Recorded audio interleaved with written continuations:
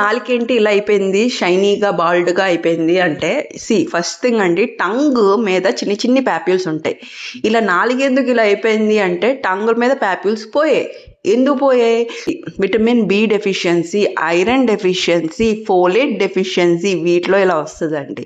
So, వాళ్ళకి ఎలా present అవుతారంటే, నాలుక మండిపోతుందండి, నేనేమి తినలేకపోతున్నాను, సన్నం అయిపోతూ ఉంటారు. అందుకనే మోస్ట్ కామన్‌గా విటమిన్ బి, ఐరన్ కామన్‌గా చేస్తారు. అండ్ ఫోలేట్ కూడా చేయించాలి. సో, ఇలాగ ఏవైనా ప్రాబ్లమ్ వస్తుంది అంటే బ్లడ్ టెస్ట్‌ని కన్సిడర్ చేయండి. మీ డాక్టర్ దగ్గరికెళ్ళండి.